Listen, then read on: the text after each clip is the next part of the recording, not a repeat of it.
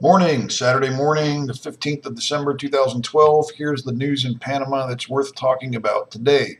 In La Prensa, President Ricardo Martinelli came out to defend Sergio Galvez, the guy who gave away 30,000 hams that he bought, spending about $650,000 of taxpayer money, amazingly enough. The president came out and defended him and basically says his nickname is Cheyo.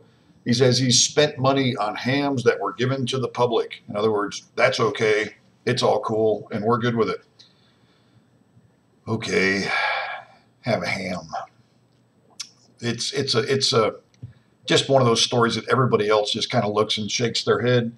But in Panama, it's business as usual, taking taxpayer money and giving away 30,000 hams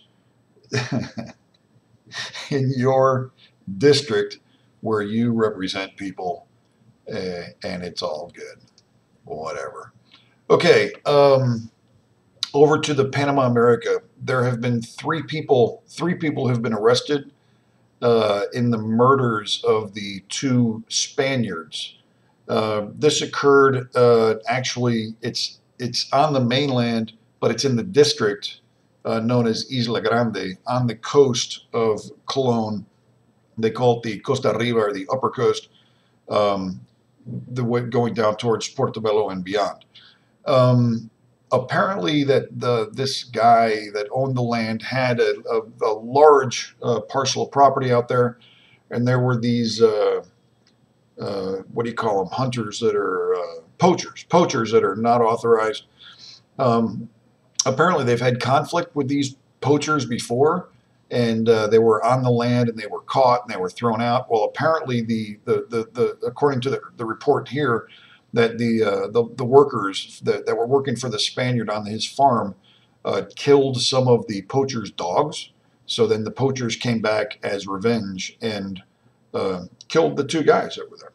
So three people have been arrested, and that investigation is continuing. Okay, the Panamanian government has led a contract to do a study for the feasibility of the construction of a new hydroelectric dam, which is called Changuinola 2.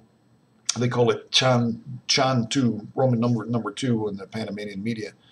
The government of Panama is pushing forward really hard with hydroelectric projects. There's a lot of projects that have been approved or under study that are being built, and the economy in the country is growing, and all of these projects, no matter where they're located in the country, they get tied into the national grid. So if you're using electricity in Panama City, chances are, the actual electrons was generated somewhere far away.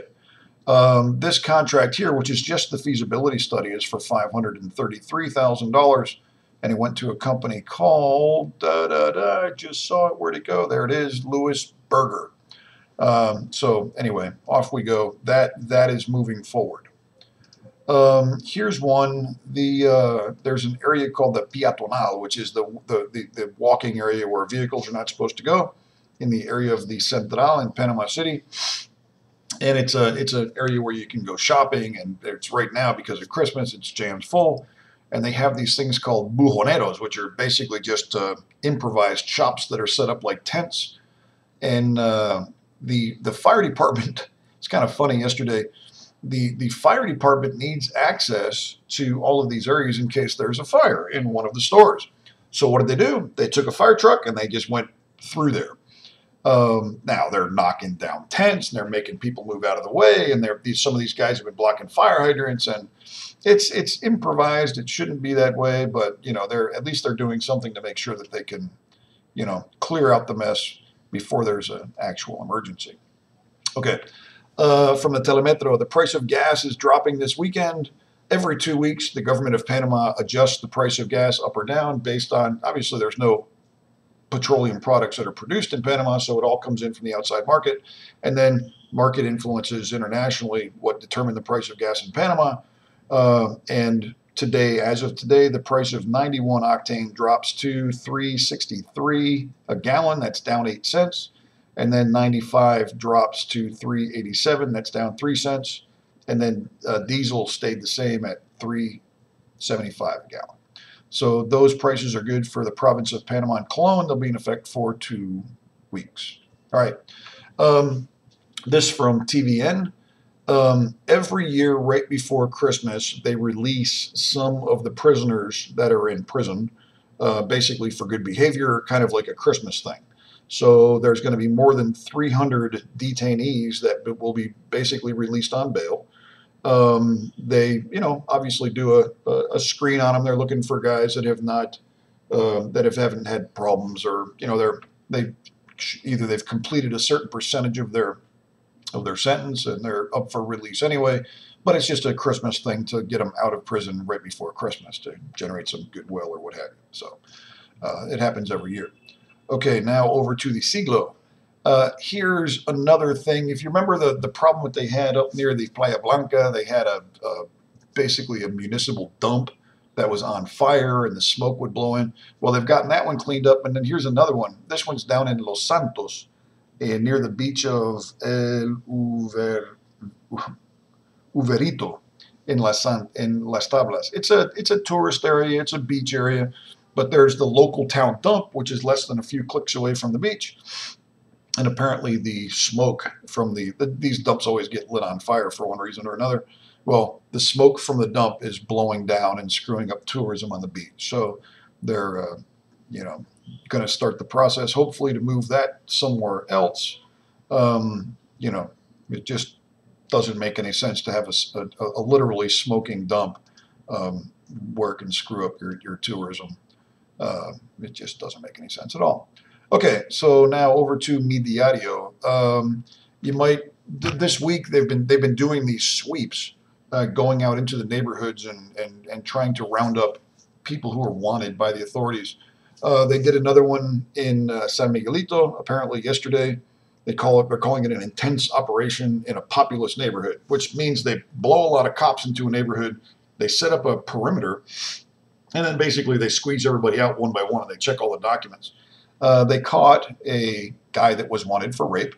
They caught a guy that was wanted for murder, and they caught a bunch of gangbangers that are, just in that neighborhood. That these are the guys that control the neighborhood, and they, handle the local drug trafficking and stuff like that. But anyway, this is again right before Christmas. They try to do these lean forward, catch the bad guys kind of operations to keep them off balance, what have you. All right, and then moving on to Dia Dia, the Frank Gehry designed biodiversity museum on Amador. The construction on this thing is slowly creeping forward. It's that building with the multi-angled roofs and multicolored and red and blue and yellow and all this stuff. They have been slowly advancing this project for years. I don't know when construction started on this thing, but it's going on forever. And anything that takes that long, it's obviously that this is not, it's got to be based on donations and people that are spending other people's money. Because if it was for profit, it would have been done a long time ago. When it's a museum and it's donations, then of course they can have this thing hand-licked by elves or whatever. But whatever. It's slowly going forward, and eventually one day maybe there might actually be a museum that someone could actually go into. But it's been a construction site for like 10 years or something. Ridiculous. Okay, that's it. That's the news for today. I'm going to take this puppy and slap it up on YouTube, and have a great day, and I'm out. Bye.